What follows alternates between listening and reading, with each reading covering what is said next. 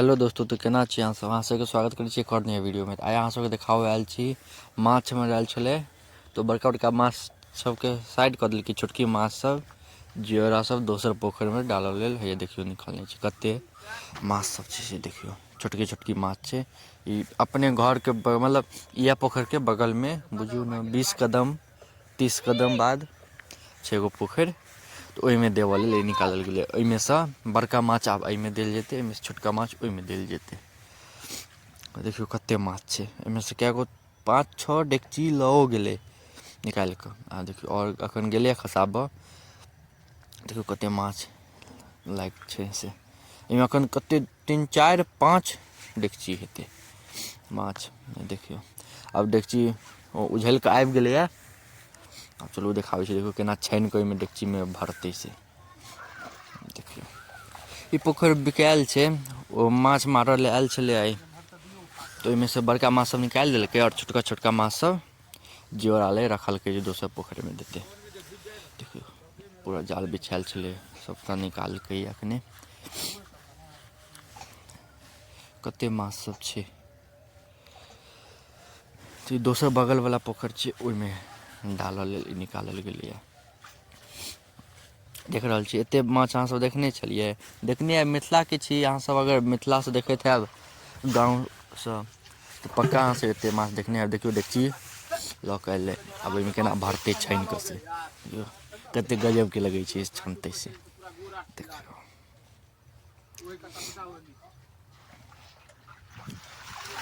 देखियौ केना कतेक नीक लगै छै। खाली माछे छै, खाली माछे छानि कऽ धरै छै। एहिमे बड़ी जियोरा देने छै, ओहिमे खरीद कऽ अनने छलै छोटकी छोटकी माछसब। सब पैघ नहि भेलै कम पानिके खातिर, किएकि एहिमे पानि कम छलै तेँ मोटर गड़बेलिए। देखियौ कतेक मछली सब कूदै छै। केहन लागि रहल यऽ अहाँ सबके जरूर बताएब वीडियोमे केहन देखऽमे लागि रहल यऽ। तऽ पोखरिमे अथी पानि कम छलै तऽ ईसब पैघे नहि भेलै, तऽ आब दोसर पोखरिमे देल जेतै। आब ओना पानि बढ़ि गेल छै, ओ मोटर तेँ लगेलै ने, बोर्डिंग करेलै, ओहिसँ पानि बढ़तै। आब देखियौ ओकरा लऽ जेतै बाँसमे उठा कऽ। अहाँसब अन्दाज करू कतेक किलोके हेतै। ई हाथसँ उठऽवला छै नहि, तऽ 3-3 गोटा बाँसमे घुसा कऽ ओहिके बाद लऽ जेतै दोसर पोखरिमे डालऽ लेल। एहन कतेक 5-6 डेकची 6-7 डेकची एना लऽ गेलैए। एखनहु 3-4-5 डेकची हेतै ओहिमे। बहुते ओहिमे जियोरा छलै, पैघे नहि भेलै कम पानि छलै तेँ तऽ बोर्डिंग कराएल गेलै। देखियौ लऽ कऽ जाइ छै से। एगो आओर हेतै, ई वला देख लियौ, ओहिके बाद चलू देखाबै छी अहाँ सबके कतऽ दै छै जियोरा से। देखियौ इहोमे करतै। तऽ पानि कम छलै तेँ माछे पैघे नहि भेलै। आब पानि बढ़लैए तऽ आब एहिमे रहऽ देतै। ई तऽ बुझियौ ने की कहू अहाँ सबके, 4 आना ई माछ नहि निकललैए। बहुते एहिमे छलै, बहुते देने छलै जियोरा खरीद कऽ। नीचाँ गिरलै तऽ केना कुदकै छै माछसब, देखियौ। जल्दी जल्दी ओहिमे राखि देलकै, नहि तऽ मरिए जेतै बेचारा सब। ओकरा सबके जाने कतेक रहै छै एखन जे कनि देर पानिसँ बाहर रहतै तऽ तुरन्ते मरि जेतै। से जल्दी जल्दी ओकरा वापस फेकल गेलै पानिमे या फेर डेकचीमे। देखियौ कतेक छै, लगै छै केतबी छै ओहिमे जालमे के अन्दर। एखनहु 2 डेकची ओहिमेसँ निकलतै, ओहिओसँ जादा 2-3 डेकची निकलतै।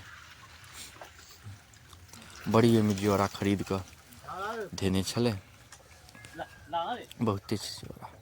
चलू अहाँ सबके देखाबै छी कतऽ ई जियोरा दै छै से।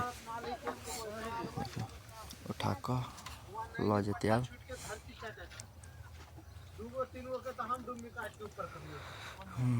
बतायब अहाँ सबके केहन लागि रहल यऽ, नीक लागि रहल यऽ कि नहि।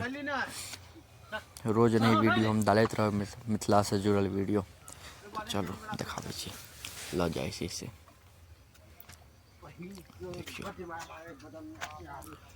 कतेक भारी छै, आब कन्हापर उठेतै तीनू गोटे मिलि कऽ। बड़ी भारी छै। कतेक किलो हैत से अहाँसब बताएब कमेन्ट सेक्शनमे। देखियौ पोखरि हैया, ई ओकर बगलेमे छै, रोडके बगलमे छै पोखरियो, हमरे सबके छै। देखियौ एहिमे उझलि देतै से। एहिमे एतेक दूर जे आनलकै, एहिमे एगो दूगो मरियो जाइ छै माछ। एतेक माछ आनलकै, जे जियोरा जे कहियौ अहाँसब, छोटकी माछ कहियौ जियोरा कहियौ, एते दूर में मरियो गेलै एगो दूगो एते मरिए जेतै कते एकरा सबके साँस रहतै देखियो सबके उझैल देतै